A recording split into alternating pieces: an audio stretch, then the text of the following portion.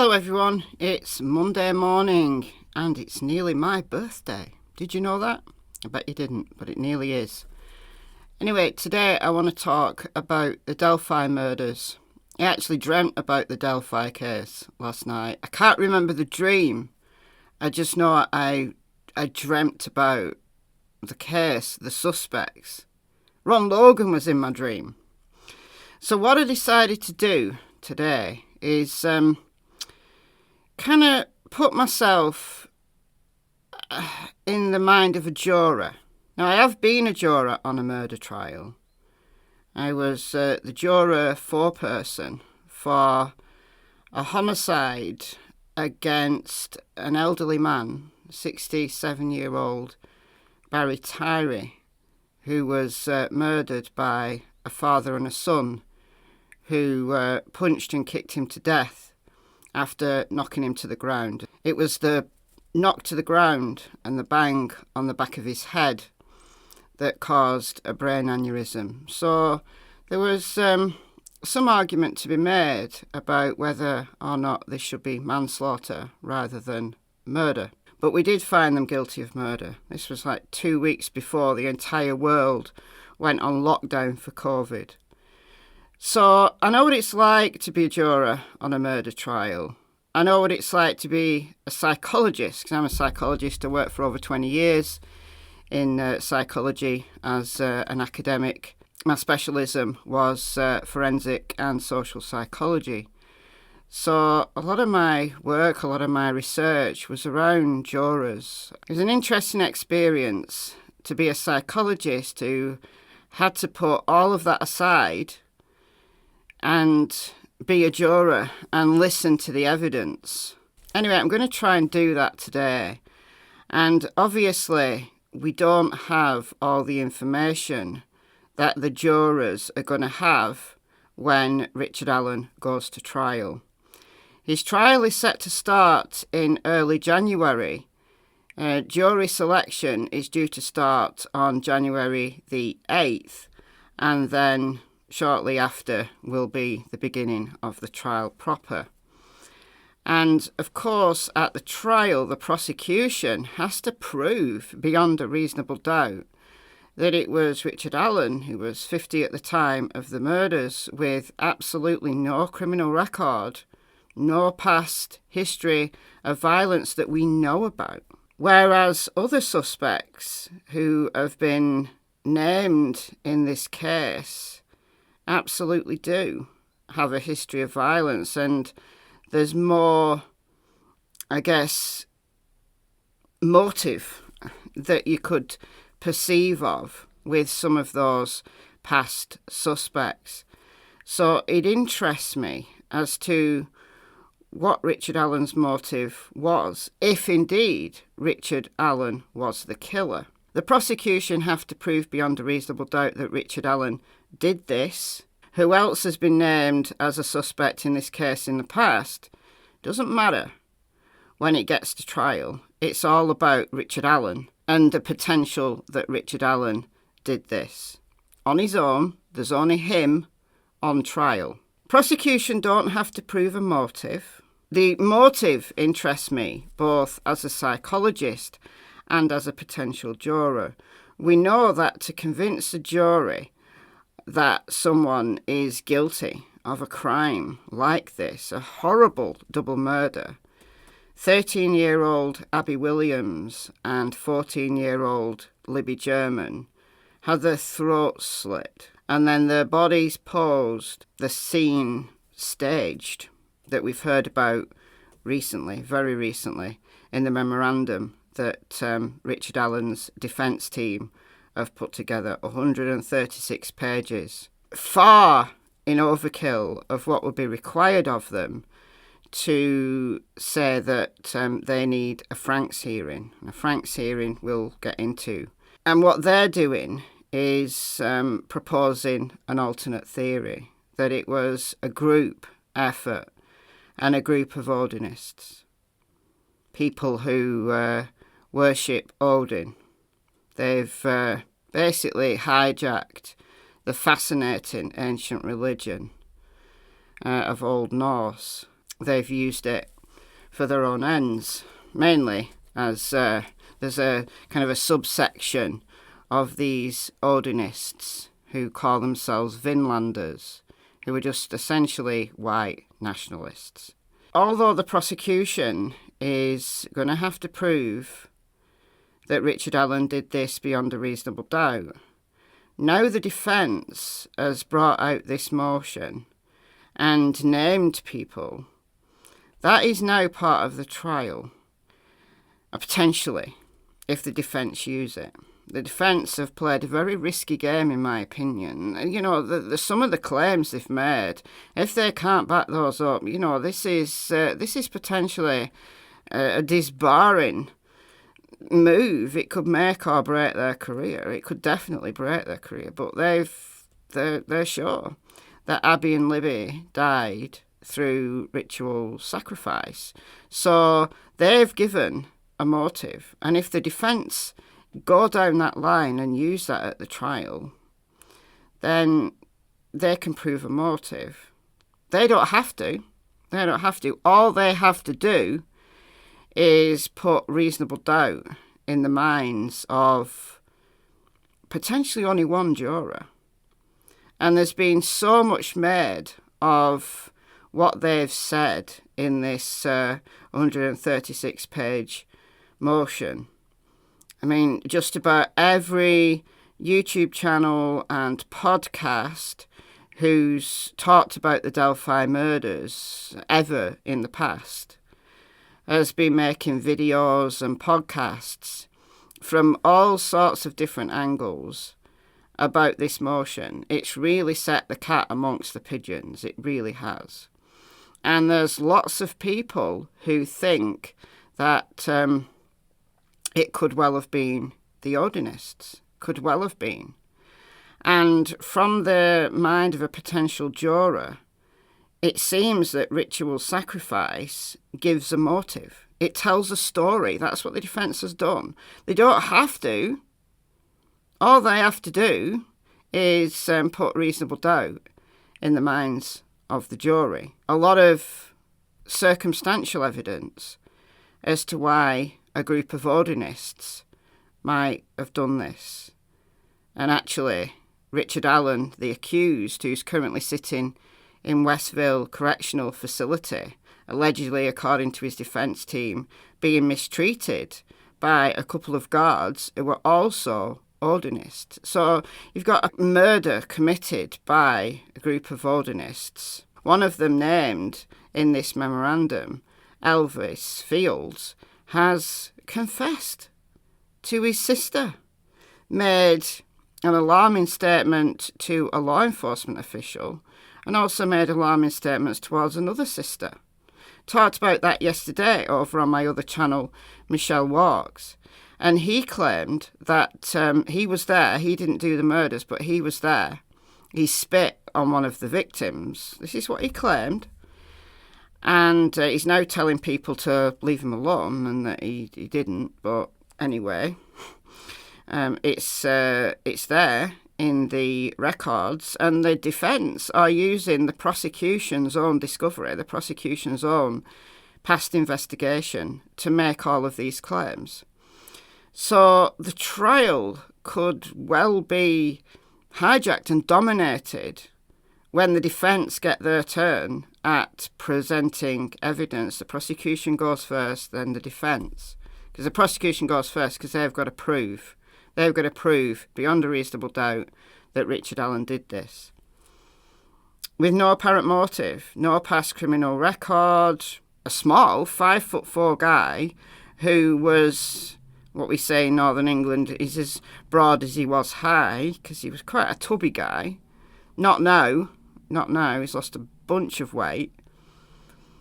So did he have the skill? Did he have the ability to do this? And the prosecution will say, yes, he did. The only evidence that we know about at this moment in time that ties Richard Allen to the scene is an unspent round from a .40 caliber gun that was found close to the victims' bodies.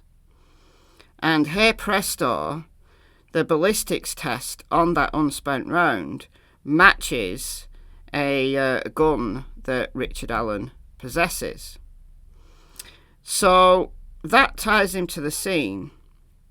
There's also people who saw him there, and he puts himself on that bridge. Now, he's now stating that it was before the murders, but when he called the tip line in 2017, he put himself right there between 1:30 and 3:30. So there's some witnesses, not eyewitnesses to the murders, but eyewitnesses that put him there and his vehicle there. Now, the descriptions from witnesses about the vehicle, not convincing, but he was caught on CCTV, or a car like his was caught on CCTV, close to the Freedom Bridge, which is close to the beginning of the Mourning Bridge Trail. It takes you to the bridge where the girls were abducted from.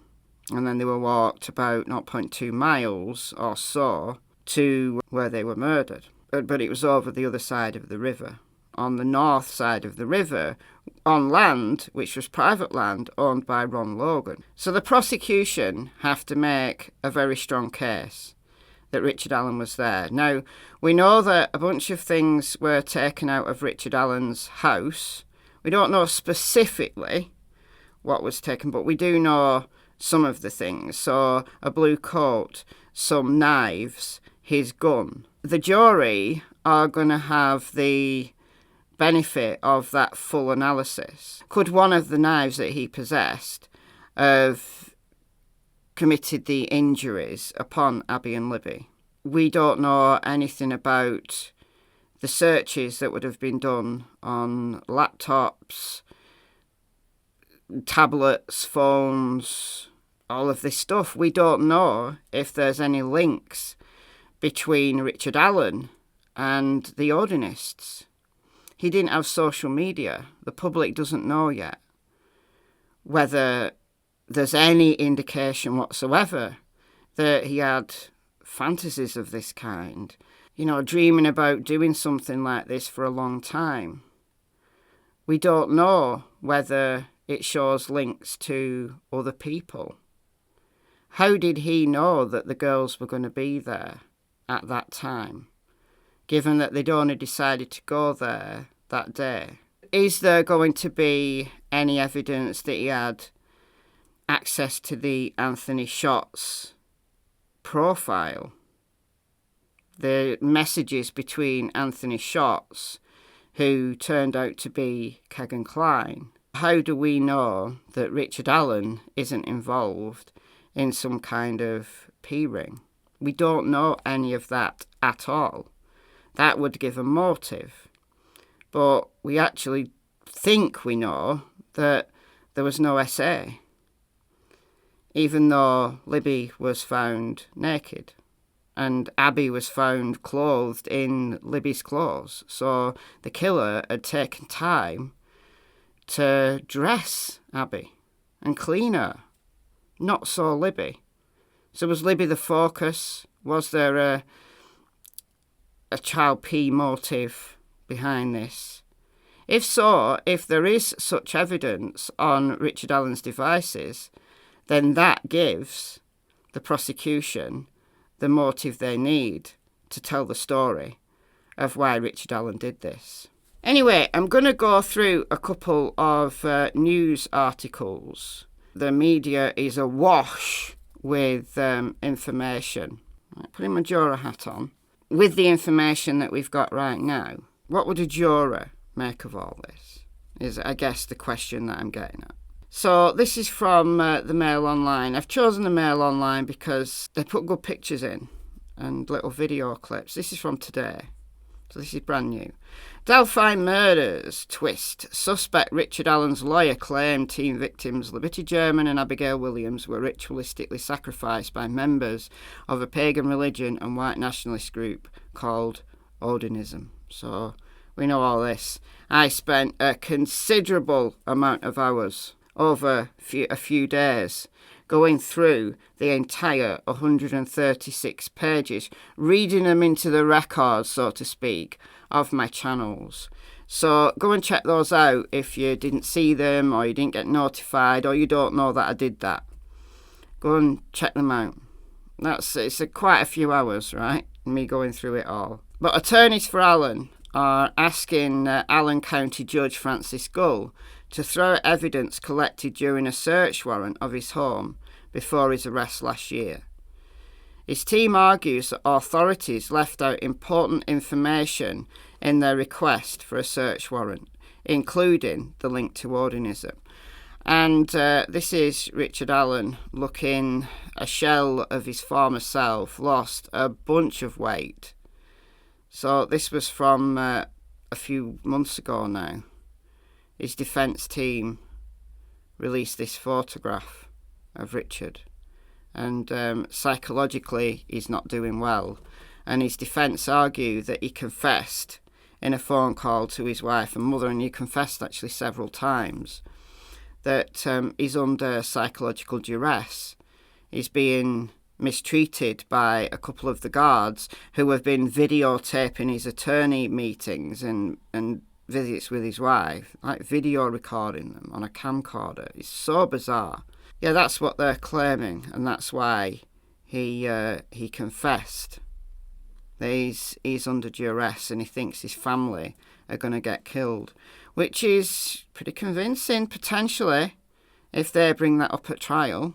You know, if the prosecution says, well, he confessed, under cross-examination of whatever witness they bring forward to talk about that, whether it's Richard Allen's mother, his wife, whatever, officials from the prison who might have heard that, whoever they bring, the cross-examination is going to be potentially fire. Anyway, we need to talk about the Franks hearing, because it could be that if this is successful, if the search warrant evidence is thrown out, it means that the gun, any knives that might match the weapon used in the killings, are thrown out. And then what evidence do they have that links Richard Allen to the scene?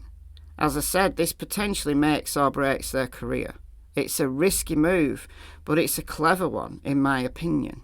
So Bradley Rossi and Andrew Baldwin are requesting a Franks hearing, which means they have reason to believe investigators withheld information from the judge. It was a different judge. It wasn't Francis Gull. It was Judge Diener who recused himself. The investigators intentionally lied in order to get the search warrant approved. And there's good evidence in this 136-page filing that does actually suggest that there was some lies.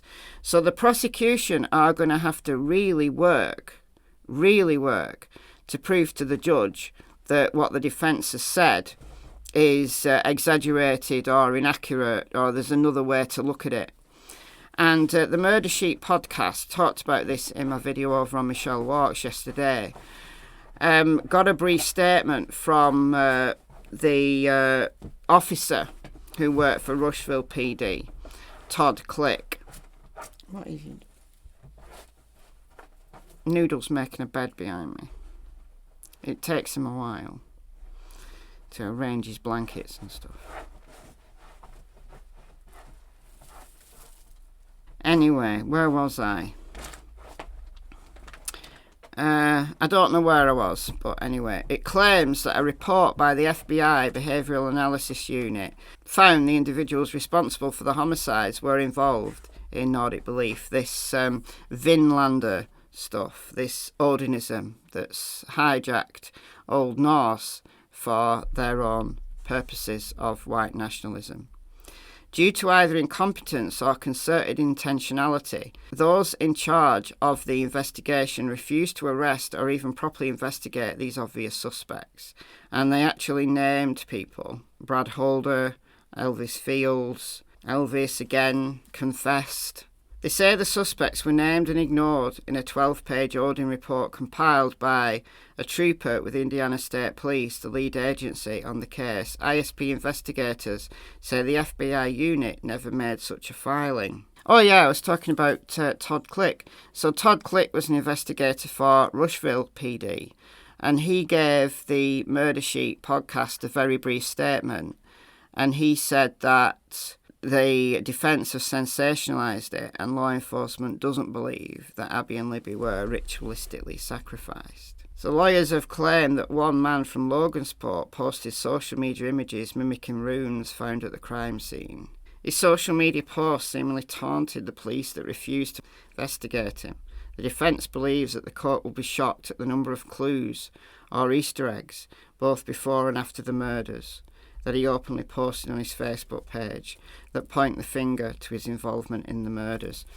Yeah, but, okay, that's fair enough, but putting myself in the mind of a juror, I'm not going to be convinced. Other people might be, which the defence are banking on, but I wouldn't be convinced by a person who is being accused on social media, who then kind of bites back in what he considers a humorous way. TikTok kind of taunting people with a hat, I'm not bothered about. It's understandable why somebody with that kind of mindset is going to taunt people. He's going to take it humorously, knowing that he's not actually a suspect because he didn't do it.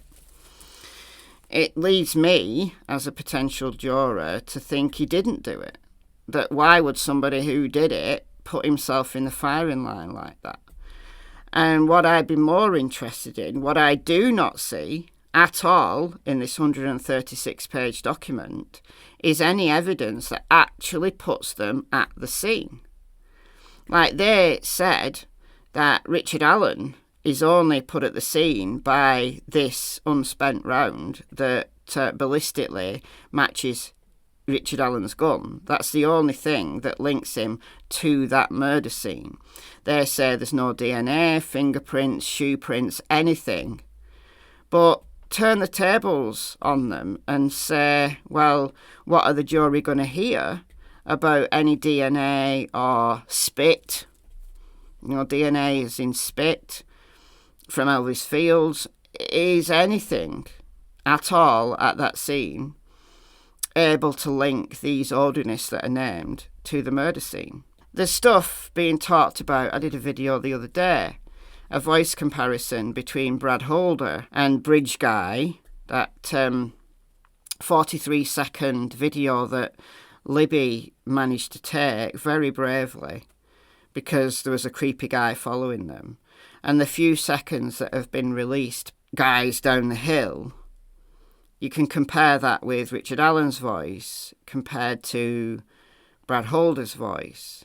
You can do things like that and say, okay, was Richard Allen, Bridge Guy, right there following the girls, or was that someone else? And lots of people think that was someone else. There's problems with the two artists' impressions by two different witnesses that look completely different. Neither of them particularly looks like Richard Allen, but does look like other suspects in the case. We'll get there. What else can link him? And the defence would say, well, they didn't investigate, they didn't take his DNA, they didn't do this, they didn't do that. Again, that kind of argumentation does put reasonable doubt in the minds of the jurors. That's the photo that Libby took of Abby at 2:07. And what you can't see in the distance is someone standing on platform 1. You can't see anybody behind them, anybody following them.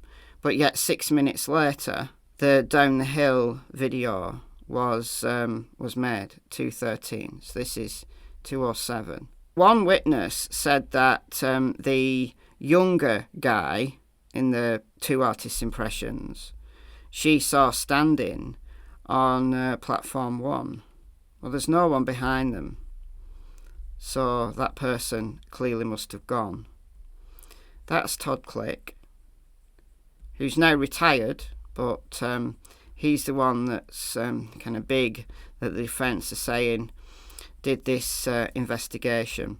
But there are other suspects that have been heavily investigated. Keegan Kline, that at one time people were absolutely sure he was the murderer, or him or his dad, or Andy's dad. Ron Logan, whose land the girls were murdered on. 77-year-old man. But in the search warrant document that the Murder Sheet podcast managed to get, it was a court admin error that it was released for a short time, and the Murder Sheet managed to grab it while it was live on the site.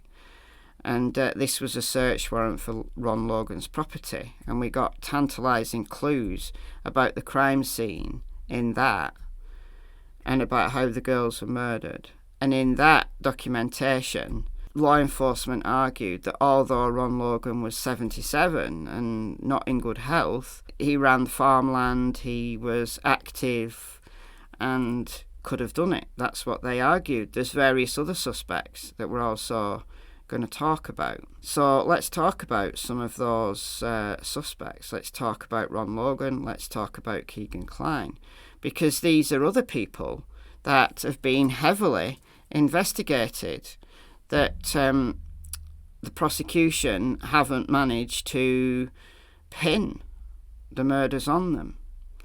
But yet they've managed to pin the murders on Richard Allen, based almost solely, as far as we know, the jury's going to get a lot more information potentially, or maybe not. Maybe this entire case hangs on the ballistics. If so, that's a very flimsy argument. Very flimsy and not convincing on its own. You know, if you've got evidence like that, you need a bulk of other stuff to kind of build up to tell that story. The jury wants a story. They want to know about the motive, even though the prosecutors don't have to prove the motive. They want to know why this happened. If they're going to put someone behind bars for the rest of their natural life, or potentially to death, then they want to be more than convinced that it's this guy that did it. You know, the defence have chosen the Odinist angle. We the public had no idea about it. No idea about it. We'd heard about all these other suspects, but not the Odinist. But the defence have chosen the Odinist for a reason. And it's interesting that they feel that above and beyond all the other suspects that have been named and excluded, or even not excluded, they're still kind of there, but there's no evidence that actually pins them at the scene. The defence feel that there is evidence that pins the Odinists at the scene, although they haven't showed it. Nobody saw a group of three men. There's no evidence of DNA, as I said before, no fingerprints. That we know there isn't, or else surely the defence would have talked about that, because that is the evidence that's really needed. Not this, there's runes on this guy's Facebook, and then this guy, who's got a mental age of 7 or 8, confessed. Those are interesting, but on their own, they're not as strong as a ballistics test that pins Richard Allen's gun to that scene. Used a gun not to shoot them, they had their throats slit, not to shoot them but to threaten them, to keep them scared. So let's talk about these other suspects. Man who owned property where Delphi Bridge murder victims were found may have been killer heard in chilling audio saying down the hill, newly unearthed search warrant says, as it discloses girls died in bloodbath. And when this search warrant was released by the Murder Sheet, we'd never heard anything about the crime scene. Like, there'd been rumours, right from the beginning, there'd been rumours that there was strange things at this crime scene. I'd heard of some writing on the tree. I didn't know it was a rune, potentially, but I'd heard about that. I hadn't heard about some of the other stuff that was mentioned, like the sticks. I hadn't heard about that. But maybe you have, if you've followed this case really, really closely, maybe you'd heard about it. But there was stuff that came out early on very early on, that I didn't even think was anything. I thought it was just rumours, the game of telephone. But potentially it is. Potentially it is relevant. The jury's going to hear a lot about that, aren't they? So Ron Logan, the 77-year-old man who owned the land where the teenage victims of the Delphi murders were found, may have been the voice recorded by the girls in their final moments. The FBI search warrant disclosed that Ron Logan couldn't be definitively ruled out as the man heard saying guys down the hill to Abby and Libby shortly before they died. He died in 2020, was never formally named as a suspect. However, this search warrant shows that they really were focused in on him. It said in this search warrant that Abby and Libby were found covered in blood. That's not true. What we know is that Abby had been washed and dressed. Libby was covered in spots of blood. She'd not been cleaned or dressed. In fact, Abby had Libby's clothes on. And the killer took a twisted souvenir. Now, was that souvenir found in Richard Allen's house? We don't know. We don't know all that they found in that search of Richard Allen's home that the defence weren't throwing out. The killer likely got blood on his clothes because there was just so much blood. I mean, the blood would have pumped out. You slit the carotid artery, which is at either side, where you feel your pulse in your neck. That's the carotid artery. Slit that and the blood is going to pump out. So there's ways and means that a killer wouldn't get bloody, but it's likely that they would have blood on their clothes. So Ron Logan, it being just on his property, could run to his house and get rid of all his clothes. So that kind of makes sense, that somebody that local, that close, would be able to do it without anybody seeing somebody with blood on their clothes. Now, an argument that the jury might hear, if the defence does use the Odinist angle, is this discrepancy.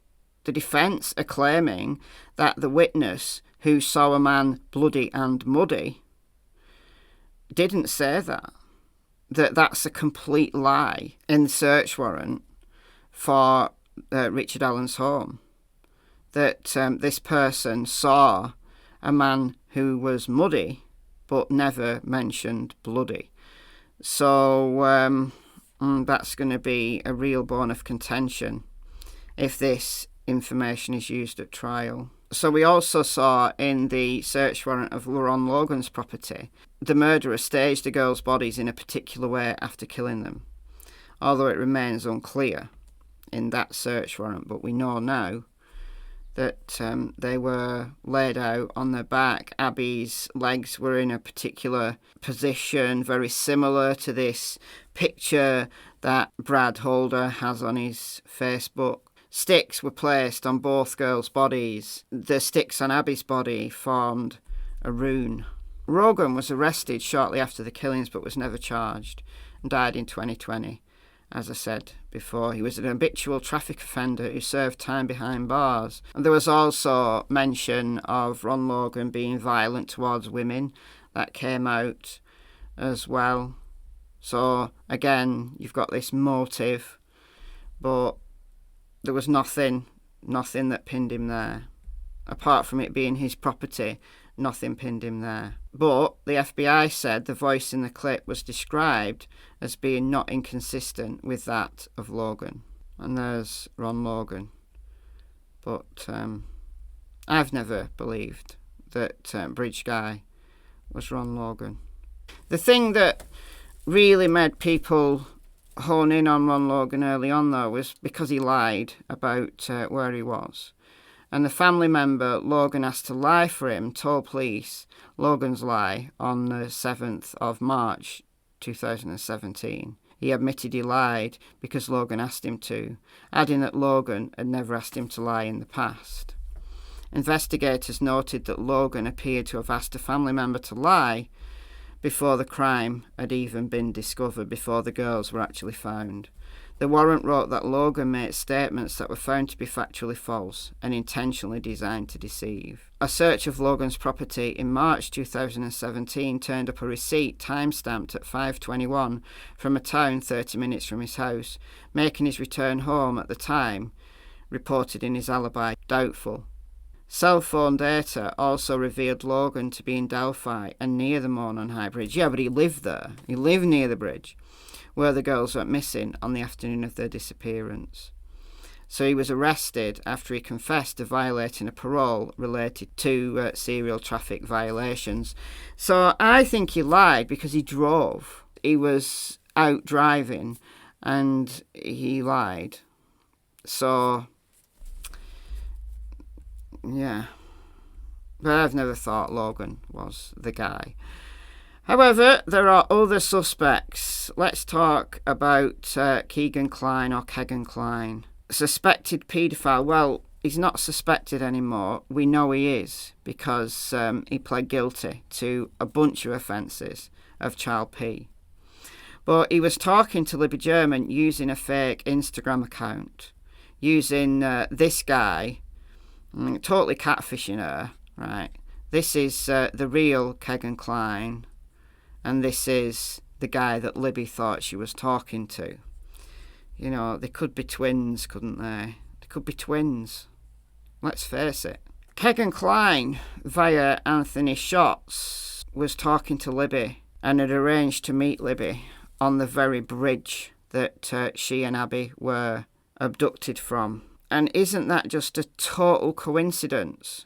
I mean, look, how can the Anthony Shots profile, not necessarily Kegan Kline, but the Anthony Shots profile not be connected in some way?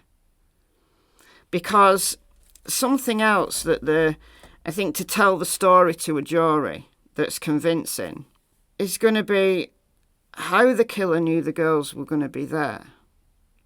Right? If you can pin them to the scene with a bullet, an unspent round, well, how did the killer, whether it's Richard Allen or someone else, know that the girls were going to be there? Was this opportunistic? Was the guy who killed them out hunting for victims? Now, Richard Allen admitted to seeing 3 other juveniles on his walk to the bridge. Why not them?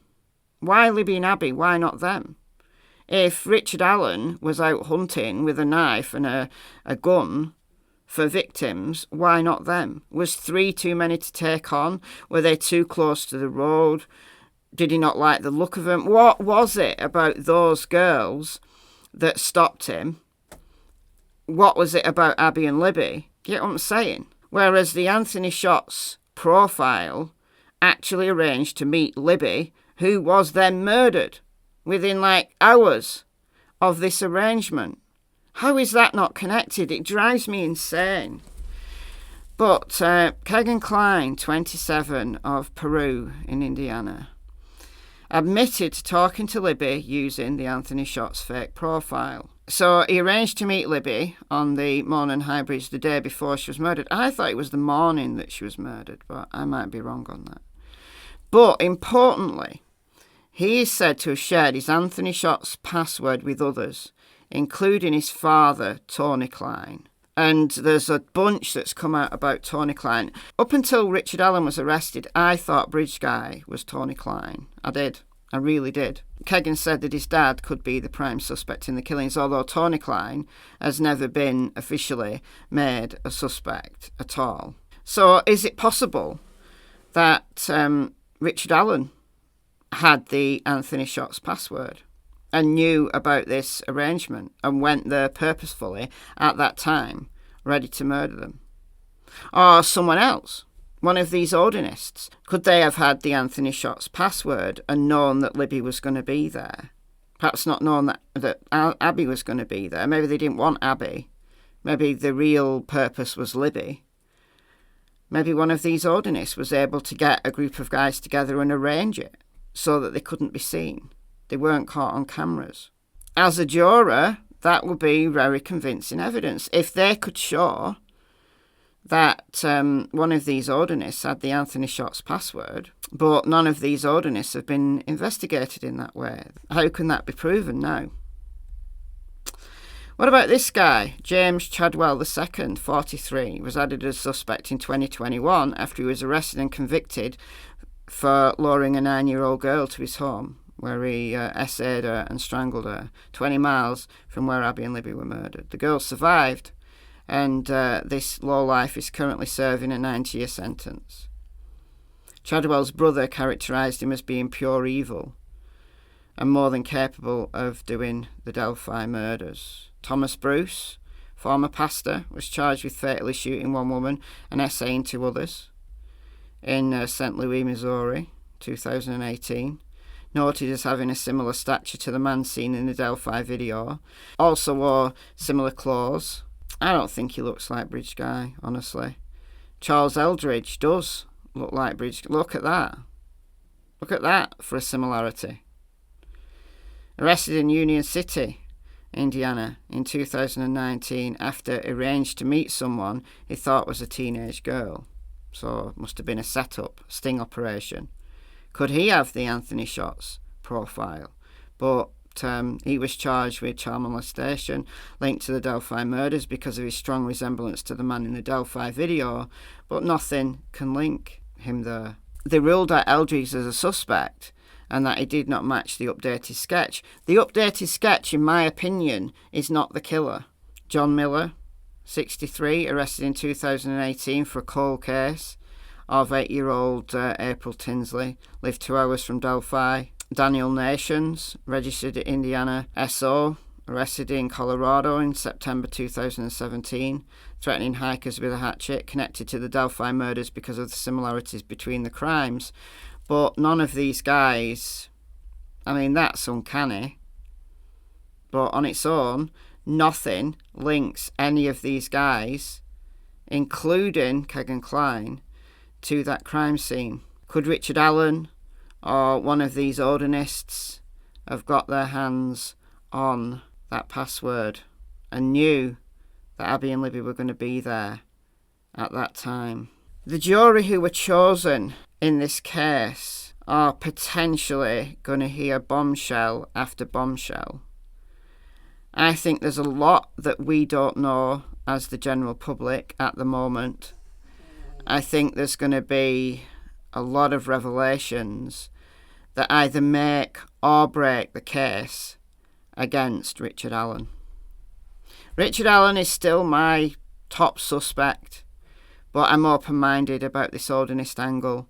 What I can't get my head round is how they knew Abby and Libby were going to be there, how they weren't seen. A ritualistic sacrifice in the middle of the day, kind of impromptu, doesn't seem likely to me. But what does it feel like to you? Let me know in the comments below, and I'll see you very soon in the next video. This has been a long one, hasn't it? Bye, guys.